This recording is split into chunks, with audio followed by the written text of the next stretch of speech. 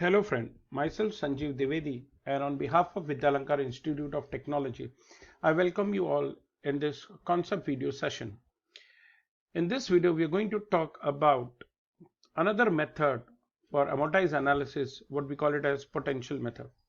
The working of potential method is same as accounting method. Now what happens in accounting method is if there were many operation, we used to charge extra for particular operation and no charge for other operation. For example, if you can remind yourself, the push operation was charged for 2 unit and pop and multi pop was not charged at all. This will ensure that this was to ensure that the overall amortized cost was big of 1. So there is another method, what we call it as potential method. Now it is similar to accounting method as it is suggested here, but something prepaid, there is something potential, that there was the concept of credit. Here we will have the concept of potential. Now what is that? Let us see here the difference. The difference that we encounter from accounting method is this: here the prepaid work is not used as credit but used as potential energy. And now the potential energy is used with the whole data structure as a whole rather than specific object. Now I will clarify on this concept of whole data structure and not the specific object very soon. Now let me take an example. Okay, we'll come back to this. Let me take example like this. Okay, so this is of potential difference function.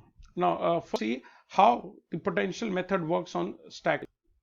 Now for stack operators, consider the number of object in the stack is the potential for the stack. The number of object in the stack for the potential is the potential of the stack.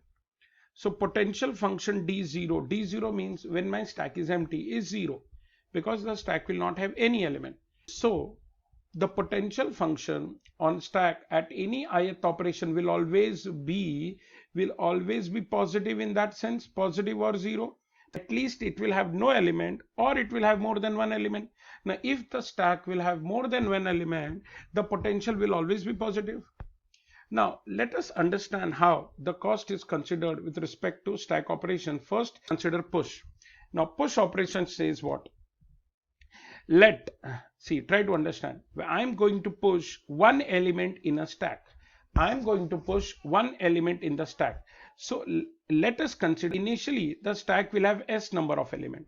Now if the stack will have s number of element and we inserted one more element, so and on this dith operation I'm inserting one more element in the stack with already contain s element. So now my stack will have s plus 1 element, so my new potential for the stack will be s plus 1.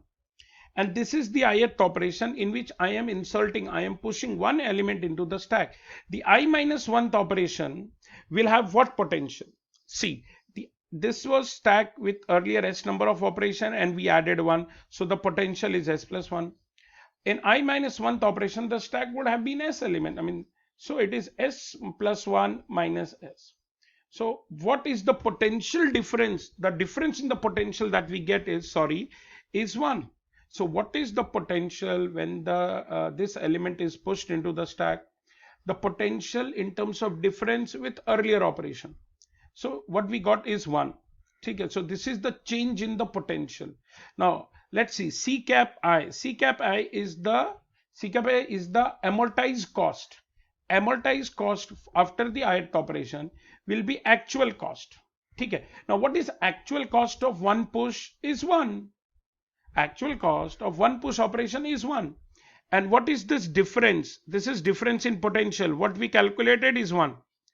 So the amortized cost for every push operation is 2. I hope this is clear. So what is it is the actual cost plus difference in potential. Correct. तो actual cost क्या था हमारा 1, क्योंकि single push operation है तो 1. Difference कितना आया हमारा 1, तो 1 प्लस 1 2. एमोर्टाइज कॉस्ट है फॉर पुश ऑपरेशन. ठीक है, अब हम आगे बढ़ते हैं.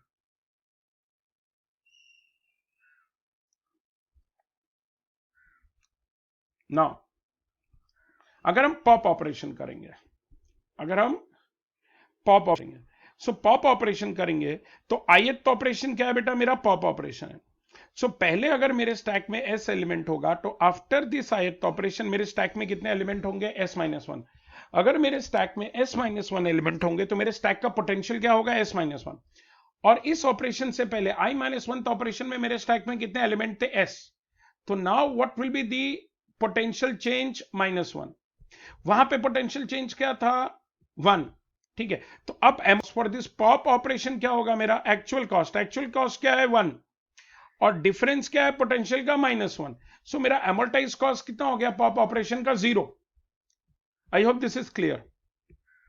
Now multi pop operation, now I am going to perform multi pop operation, ठीक है, एंड लेट द कॉस्ट, ठीक है। नाउ तो मल्टी पॉप में क्या होगा, हमारे ऑपरेशन कितने होंगे, साइज ऑफ द स्टैक और जितना मैंने पॉप करने को बोला इसका मिनिमम, ये हमने ऑलरेडी कंसिडर किया हुआ है, ठीक है ना। नाउ ये क्या कहता है कि अगर लेट्स से, ठीक है, now let k dash will be this value minimum of, तो ये जो हमारा पोटेंशियल डिफरेंस होगा वो कितना होगा, -k डैश होगा, ठीक है, क्योंकि मिनिमम ऑफ SN के, तो हमारा पोटेंशियल डिफरेंस क्या होगा, जो डिफरेंस होगा पोटेंशियल में होगा -k डैश। तो अमोर्टाइज कॉस्ट क्या होगा, एक्चुअल कॉस्ट क्या है, k डैश, क्योंकि k dash number of pop होंगे, सिंगल पॉप होता है तो 1 लेते हैं, k dash number of pop होंगे तो हम k डैश ले रहे हैं, ठीक है, और डिफरेंस कितना था, k डैश। क्यों -k डैश बेटा, अगर मेरे देखो पहले देखो s-1 समझो, ठीक है, it will be s k pop होंगे, k डैश एलिमेंट निकाले जाएंगे, ठीक है, k डैश एलिमेंट निकाले जाएंगे, तो पहले स्टैक का पोटेंशियल क्या होगा, s - k डैश, पहले कितना था s, so what we will have, s k dash s, so what will be the difference in the potential -k dash. तो मेरा अमोर्टाइज कॉस्ट क्या होगा, मेरा अमोर्टाइज कॉस्ट होगा एक्चुअल कॉस्ट, क्योंकि हम k dash number of pop कर रहे हैं तो it will be k dash, और डिफरेंस भी हमारा -k डैश है, तो अगर आप देखेंगे कि अमोर्टाइज कॉस्ट कितना हुआ, 0। So one thing is very interesting, amortize cost for pop what we got is 0, amortize cost for multi pop is what we got it as 0, ठीक है। तो अगर हम ओवर द पीरियड, ओवर सारे operation देखेंगे, तो अगर मैं सारे ऐड करूंगा तो मेरा टोटल कॉस्ट क्या हो गया, अब इधर हम बोल रहे हैं 2, ठीक है ना, ठीक है, तो अगर हम 2 बोले हैं, 2 कांस्टेंट है, इसको हम बिग ऑफ 1 से रिप्लेस करते हैं, ठीक है ना, क्योंकि हम कांस्टेंट आपको मालूम है, so we represent constant time by big of 1, so हर ऑपरेशन का बिग ऑफ 1, तो n ऑपरेशन का एमोर्टाइज कॉस्ट क्या होगा, बिग ऑफ n, ठीक है। तो ये हमारा क्या हो गया, टोटल अमोर्टाइज कॉस्ट। और ये जो अमोर्टाइज कॉस्ट क्या होता है बेटा, एक्चुअल कॉस्ट को हमेशा अपर बाउंड करता है, worst case. So this is how the potential method is used in stack operation. यहां पे भी अगर आप देखेंगे, वहां हमने अकाउंटिंग में क्या किया था, पुश को 2 दे दिया था हमारी तरफ से, पॉप को 0 और मल्टी पॉप को भी हमने 0 दिया था। यहां पे देखिए वो प्रूव हो जाता है, हम पोटेंशियल में जो डिफरेंस है उससे ही हम कैलकुलेट कर लेते हैं कि अमोर्टाइज कॉस्ट पुश का 2 आता है, पॉप का 0 आता है और मल्टी पॉप का 0 आता है। So let us go back to the discussion. यहां पे हम बात कर रहे थे पोटेंशियल मेथड। तो ये क्या बोलता है कि इनिशियल डेटा स्ट्रक्चर यूज करके, हमारे स्टैक के लिए वो डेटा स्ट्रक्चर क्या था, stack with 0 number of element, ठीक है। फिर जैसे हमारे ऑपरेशन होते हैं, यूएन ऑपरेशंस होंगे, तो उनके कॉस्ट हमारे C1 टू C1 इसलिए क्योंकि जब D 0 है तो कॉस्ट 0 रहेगा। तो एक पोटेंशियल फंक्शन है ऑन द DIth ऑपरेशन, ठीक है ना, तो वो क्या करता है, अमोर्टाइज कॉस्ट क्या होगा, ये मेरा अमोर्टाइज कॉस्ट है, ठीक है ना, amortise plus potential change the difference। तो if I sum it from 1 to n, summation 1 to n, इस साइड भी लगाता हूं इस साइड भी, तो the amortized cost for n operation is summation 1 to n applied on total of actual cost plus potential change। so अगर आप देखेंगे it is summation 1 to n of all actual cost of ith operation plus the change in the potential। now अगर आप इसमें ध्यान से देखेंगे, सो हम क्या कहेंगे कि भाई इनिशियली जैसे हमने कहा D0 0 ही होगा, और जो भी ith ऑपरेशन का भी होगा ग्रेटर देन और इक्वल टू 0 होगा, ठीक है। तो अगर ये पोटेंशियल चेंज पॉजिटिव होता है तो हम बोलेंगे जो अमोर्टाइज कॉस्ट है वो ओवरचार्ज कर रहा है। ओवरचार्ज कर रहा है मतलब जो आएगा वो मेरा पोटेंशियल इंक्रीज होता जाएगा, और अगर ये नेगेटिव हुआ तो हम अंडर चार्ज हो रहा है, यानी हमारा पोटेंशियल क्या हो रहा है, यूज हो रहा है। क्यों यूज हो रहा है, अगर एक्चुअल कॉस्ट कहीं ज्यादा हो रहा है तो वो पोटेंशियल में से उसको डिस्चार्ज किया जाएगा। तो अगर आप देखेंगे ये अकाउंटिंग मेथड जैसा ही है, वहां एक ऑपरेशन को ज्यादा पैसे देते हैं, बाकी दो ऑपरेशन को कम दे रहे हैं, जीरो दे रहे हैं। यहां भी जब हम पोटेंशियल देख रहे हैं तो हम ये देख रहे हैं कि जो पुश ऑपरेशन पे चेंज इन पोटेंशियल हो रहा है, उसका रीजन ऐसा है कि हमने हमारे सहूलियत के लिए क्या किया है कि स्टैक में जितने ऑपरेशन है वो उसका पोटेंशियल हो गया। तो जैसे जैसे हम पुश करते जाएंगे वैसे वैसे क्या होगा, उसका जो पोटेंशियल है वो इंक्रीज होता जाएगा, और जैसे जैसे हम पॉप करते जाएंगे पोटेंशियल जीरो, जो डिफरेंस है वो जीरो हो रहा है। ठीक है ना। तो ये हमने क्या किया है, पुश को ज्यादा कॉस्ट देके पॉप को कम कॉस्ट दिया है। So in this way the potential method works here. This is, remember, this is amortized cost is actual cost plus difference in potential. So this is how the potential method works, and these are the three methods to perform amortized analysis. Once again ध्यान दीजिएगा, amortized analysis का idea क्या है कि भाई if अगर हमारा normal operation में कोई एक ऑपरेशन ज्यादा कॉस्टली होता है तो वो हम कह देते हैं, हम उसको ही उसका टाइम कॉम्प्लेक्सिटी कंसिडर कर लेते हैं, which is not correct.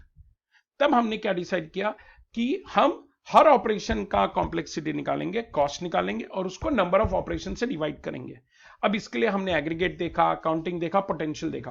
But अगर आप ये तीनों ही केस में देखेंगे, तो आपको इंडिविजुअल ऑपरेशन के बिग ऑफ 1 आ रहे हैं और एन ऑपरेशन के बिग ऑफ एन आ रहे हैं, जहां की आपको दूसरी जगह एन स्क्वायर आ सकते थे। So in this way we have averaged out the cost, we have reduced out the cost of an operation to big O of n. Thank you very much.